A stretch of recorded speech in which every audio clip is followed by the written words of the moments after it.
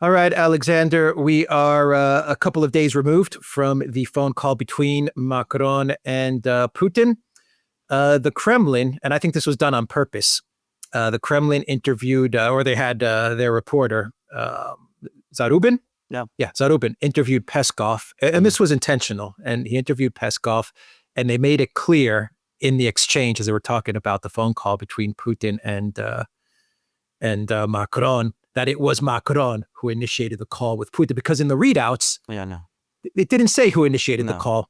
But in this interview, I think the Kremlin wanted to make it clear that it was Macron that was chasing after Putin. And so that's what Peskov said in this interview with the Russian journalist Zarubin. So the phone call between Putin and Macron calling Putin, definitely a sign of European defeat. Yeah. They're finally starting to realize that they cannot win this conflict with Russia. We're still at the beginning of this realization of reality hitting the European Union, but finally a little bit of reality is breaking into their EU bubble. And Macron was the person who had to step up and call Putin. Now, who else was going to call Putin, actually? Who would it have been? Ursula, Kaya Kallas, Merz, right? It had to be Macron. There's no one else. So, so what were your thoughts on this phone call? It was a fascinating call in many ways. It lasted for 2 hours. That's longer than any of the calls that Putin has had with Trump. And it's typical.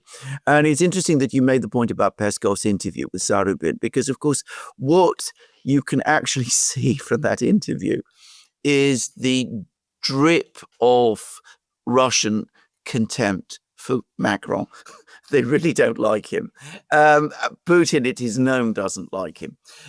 Macron has played the Russians in ways that the Russians absolutely do not like. He turned up in Moscow before they started the special military operation.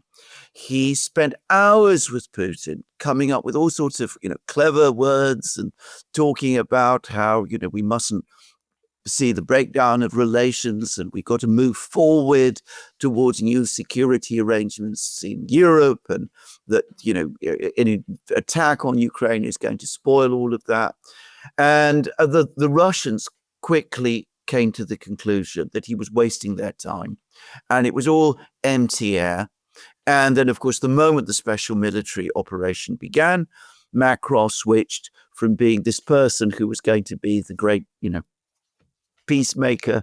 He became, in some ways, the most extreme hawk of all, the most anti-Russian figure of all. He was the one who supplied the first to supply armored vehicles. He was the man whose finance minister said that the decision, that the sanctions were intended to destroy the Russian economy.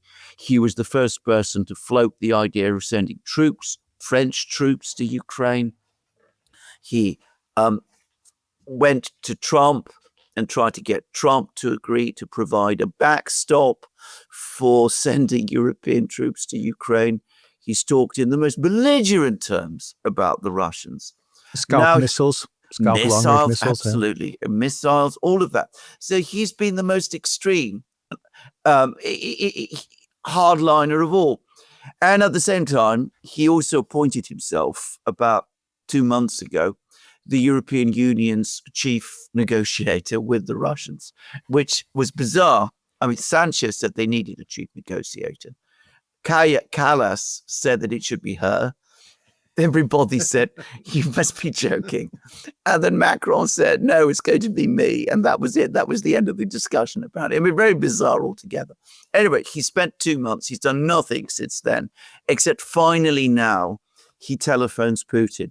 And the Russian readout really tells the whole story, because there's been this crisis in the Middle East between Israel and Iran. Macron used that as cover to call Putin. So the spin that's been constructed is that this is all about Iran and Israel and the Middle East and trying to prevent the situation there escalating. But it's obviously about Ukraine. And in fact, it was clear that that was the main purpose of the call. And the Russian readout on the section that deals with Ukraine is almost insulting. It says that Putin spells everything out, points out that it's entirely the fault of the West that this crisis ever arose at all. He goes and summarizes all the various Russian talking points and terms for ending the war, and basically makes it absolutely clear that Putin is not shifting. But the point is, Macron is now talking to Putin, and I suspect there will be more conversations with Putin. The earlier part of the call, the one about the discussion on the Middle East situation, said that the two would remain in touch. That is the main point of the call. In other words, that they're going to from now on, speak regularly with each other. And you can see that some of the more rational people within the EU system now understand that the Russians are going to win the war, and that some kind of dialogue with the Russians from this moment on is essential. So Macron is now finally fulfilling his role as chief negotiator, though it's clear that he came to this conversation with no new ideas. Yeah, the Kremlin is getting quite a bit of pushback for actually speaking to Macron, for picking up the call from Macron, given everything that Macron has said and done. And I think that's the most important part. He's not only said terrible and nasty things about Russia and the Russian leadership and the Russian people, but he's done a lot of terrible things to escalate this war and to promote this conflict.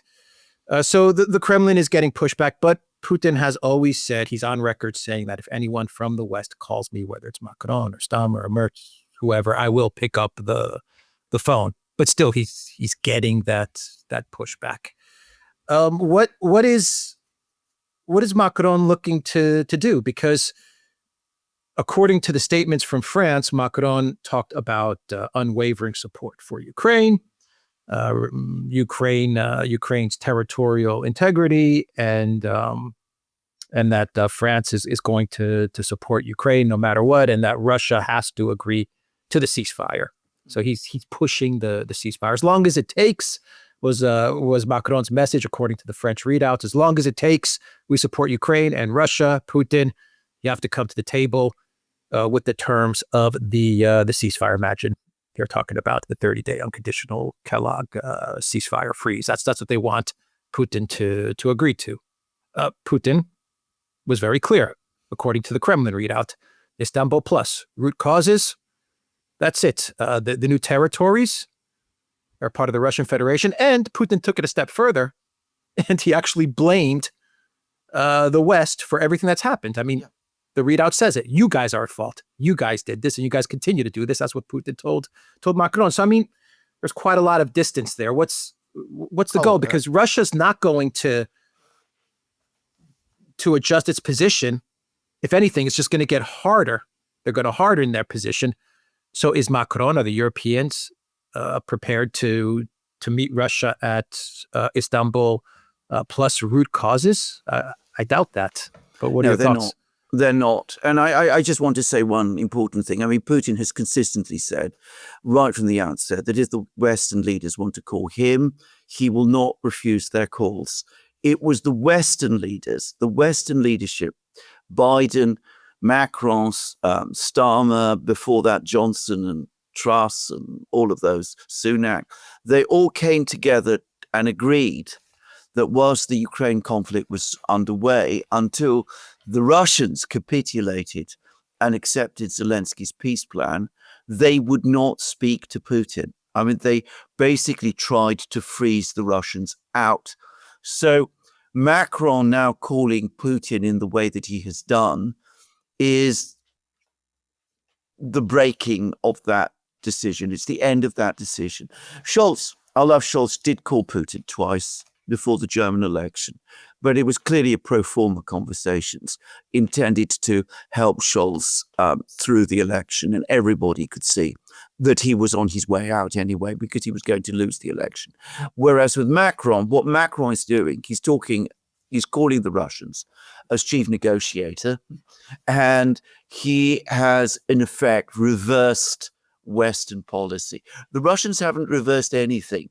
And I think the other thing to say is, if the Russians showed any inclination to make concessions on ceasefires and things like that, then I think some of these criticisms that people make of Putin for speaking to people like Macron might carry some weight.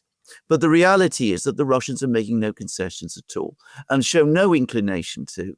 And on the contrary, exactly as you said, are hardening their position.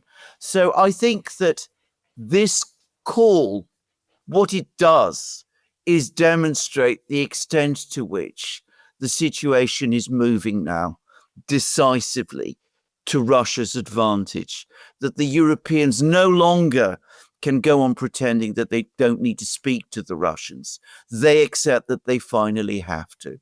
So the Russians, Putin, are the winners from the fact that this call has taken place at all. Now, to the extent that the Europeans have a strategy, and, we talk about the Europeans, not all Europeans are signed up to this. I mean, Merz probably isn't. I suspect that Meloni and Sanchez are, though Meloni can't stand Macron, and there's issues between Sanchez and Macron as well. So, I mean, but let's all get bogged down with all of that. To the extent that the Europeans have a strategy, and I don't think they do have a strategy, a clearly formed strategy, but probably what at some level they do now realize is that this war is going to end. It's going to end in a Russian victory. All the brave talk about increasing defense spending is not as worthless because they're not going to be able to put together strong armed forces or anything of that kind. The Americans are gradually distancing themselves from Europe, and probably what is now gradual will become faster as events unfold. So the Europeans have no choice but to resume contacts with the country, Russia, which has demonstrated conclusively that it is far and away the most powerful country on the European continent.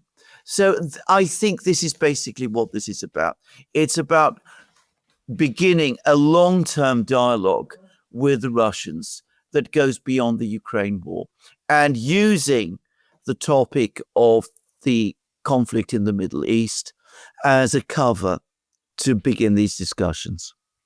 Well, let's talk briefly about Iran, because they did discuss it, and the IAEA.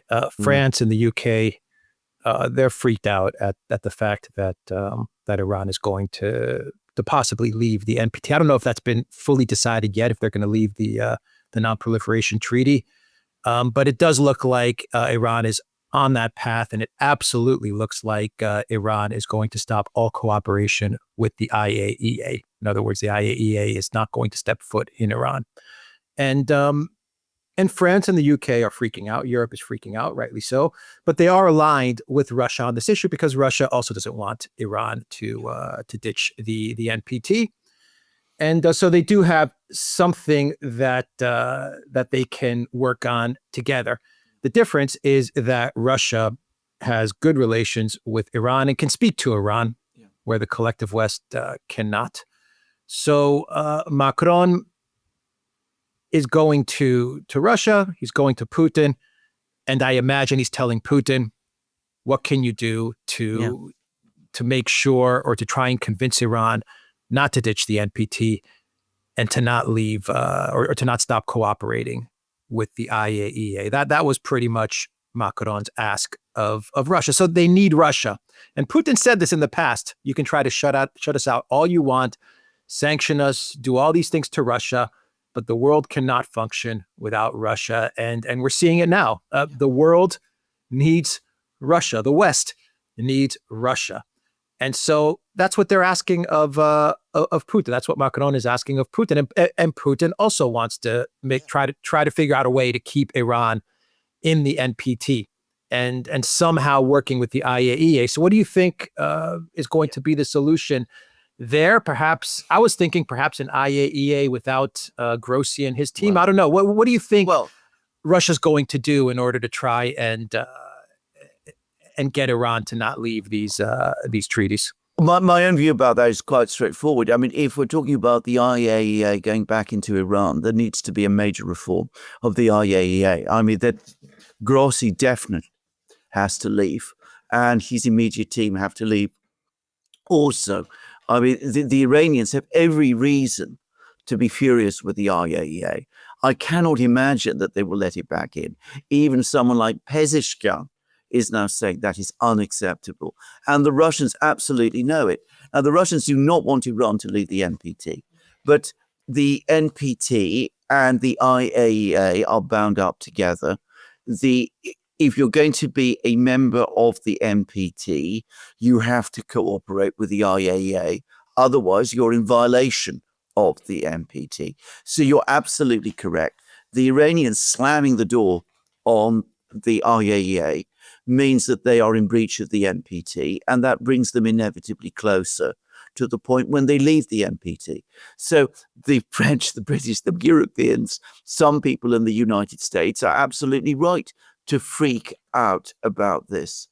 But putting aside the fact that the Russians want to keep Iran in the NPT, put aside that the only way to do that would be to conduct major changes to the IAEA and to see the back of Grossi and all of that. There is something else, because what Putin said, and we can take this clearly from the Russian readout, and Macron was obliged to agree with him. What Putin said is, look, if we're in this mess, it's because of you again. You attacked Iran, whereas you, Israel, who is your ally, and the United States, which is your ally, attacked Iran. They attacked Iran. They committed this. They crossed all of those red lines. If we are going to get back to a position where we can persuade the Iranians to fully recommit to the NPT and to start letting a reformed IAEA back in, then there have to be absolute cast iron guarantees that attacks like this are not going to happen again. Now, this isn't, us speculating. It's actually there in the Russian readout, if you read it carefully. The Russians are saying, and Macron, by the way, agreed with them, or at least appeared to, that there must be no further attacks of this kind on Iran. Now, that actually chimes very closely with what the Iranians are saying. Arakchi, the Iranian foreign minister, said that before Iran can contemplate any future negotiations with the Americans about Iran's enrichment program, there must be absolute guarantees that there won't be another attack of the same kind against Iran. So one suspects that there's been conversations going on between the Iranians and the Russians, and probably the Iranians and others, the Chinese, for example, and that some kind of consensus is starting to shape, and that this is one of the things that the Russians explained to Macron during this conversation. But then, of course, that creates a whole set of other problems, because what guarantees that there won't be an American or Israeli attack in the future can the United States give? Can it provide guarantees for itself? Can it provide guarantees for Israel? And if it does give these guarantees, what weight can Iran place on them? These are huge questions, and I'm not going to even try to answer them in this program. But we can see that there are discussions taking place. I think if we are going to move forward, then reforming the IAEA, getting rid of Grossi and his entire team, is probably the first and the easiest step to take. And I hope that people in Washington and in the European capitals understand that, because otherwise, just as we discussed in earlier programs, we have a situation where it looks as if the Iranians still have their enriched uranium, and they have all the capabilities to resume enrichment, and they can, in fact, enrich that already enriched uranium that they have to that further level. and they can move forward with a nuclear weapons program, and there are no inspections, and nobody really knows what they're doing anymore. So we are in a very dangerous and very difficult situation. And the first step, as I said, deal with the crisis in the IAEA and see where that goes. All right. We will end the video there, the Duran.locals.com. We are on Rumble and X and Odyssey, and go to the Duran shop, pick up some merch like what we are wearing. In this video update, there is a link to the Duran shop in the description box down below. Take care.